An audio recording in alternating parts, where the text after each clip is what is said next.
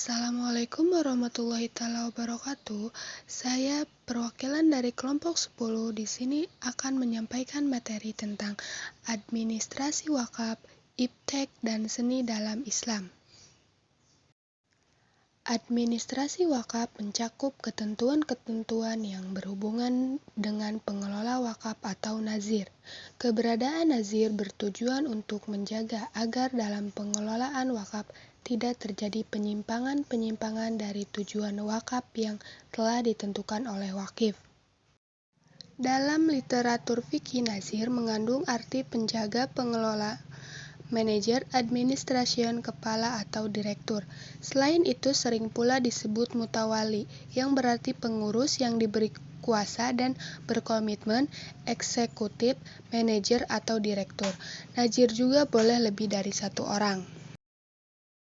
Nah, teman-teman, adapun syarat yang harus dipenuhi oleh seorang nazir. Yang pertama adalah berakal, yang kedua dewasa, yang ketiga adil, yang keempat kecakapan hukum, dan yang kelima Islam. Hal-hal yang wajib dilakukan oleh nazir: yang pertama, pengelola dan pemelihara wakaf; yang kedua, melaksanakan syarat dari wakif; yang ketiga, membela dan mempertahankan kepentingan harta wakaf; yang keempat, melunasi hutang wakaf; dan yang terakhir, menunaikan hak-hak yang mustahik dari harta wakaf. Menurut pendapat Malikiyah terkait sumber penggajian nazir dibedakan menjadi dua. Yang pertama, wakif menentukan gaji nazir. Jika wakif menentukan gaji tertentu bagi nazir, maka sumber penggajian berasal dari keuntungan wakaf yang dikelola sesuai dengan yang diisyaratkan oleh wakif. Yang kedua, wakif atau hakim tidak menentukan gaji bagi nazir. Jika wakif atau hakim tidak menentukan gaji bagi nazir, atau gaji yang ditentukan oleh hakim bagi nazir yang diangkatnya, atau gaji yang ditentukan oleh wakif lebih sedikit dari gaji standar, maka gaji diambil dari bait al-mal, artinya kas negara. Dalam kajian fikih, tema penting seputar transparansi dan akuntabilitas dalam pengelola harta wakaf tidak memperoleh perhatian khusus. Namun demikian, Al-Quran dan hadis Nabi memberikan beberapa transparansi dan akuntabilitas dalam praktik wakaf. Terdapat dalam Quran Surat Al-Baqarah ayat 222. Iptek dan seni dalam Islam. Konsep ilmu dalam Al-Quran. Ilmu diambil dari bahasa Arab, berasal dari kata alima ya'lamu ilmi. Alima sebagai kata kerja yang berarti mengetahui. Kata ilmu berbeda dengan arafa yang artinya mengetahui, arif yang mengetahui, dan ma'rifah pengetahuan.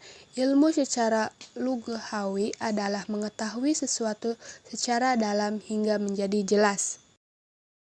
Ilmu adalah keistimewaan yang menjadikan manusia unggul terhadap makhluk-makhluk yang lain guna menjalankan fungsi kekhalifahan. Terdapat dalam Quran Surat Al-Baqarah ayat 31-32 yang artinya, dan Dia mengajarkan kepada Adam nama-nama benda-benda seluruhnya, kemudian mengemukakannya kepada para malaikat lalu berfirman, sebutkanlah kepadaku nama benda-benda itu jika kamu memang benar orang-orang yang benar. Mereka menjawab, Maha suci Engkau, tidak ada yang kami ketahui selain daripada yang telah Engkau ajarkan kepada kami. Sesungguhnya Engkaulah yang Maha mengetahui lagi Maha bijaksana.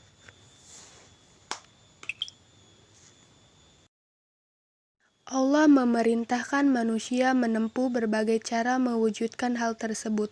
Berkali-kali juga Allah menunjukkan betapa tinggi orang yang berpengetahuan. Terdapat dalam Quran Surat Al-Mujadilah ayat 11, yang artinya, wahai orang-orang yang beriman, apabila dikatakan kepadamu, berilah kelapangan di dalam majlis-majlis, maka lapangkanlah.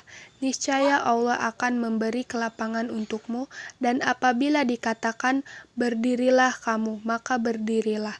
Niscaya Allah akan mengangkat derajat orang-orang yang beriman di antaramu, dan orang-orang yang diberi ilmu beberapa derajat, dan Allah Maha teliti apa yang kamu kerjakan. Menurut pandangan Al-Quran, seperti diisyaratkan, ilmu terdiri dari dua macam. Yang pertama, ilmu yang diperoleh dari tanpa manusia dinamai dengan ilmu laduni, yang terdapat dalam Quran Surat Al-Kahfi ayat 65, yang artinya, lalu mereka bertemu dengan seorang hamba di antara hamba-hamba kami, yang telah kami berikan rahmat kepadanya dari sisi kami, dan yang telah kami ajarkan ilmu kepadanya dari sisi kami. Dan yang kedua, ilmu diperoleh dari karena campur tangan dan upaya manusia, didamai dengan ilmu kasbi.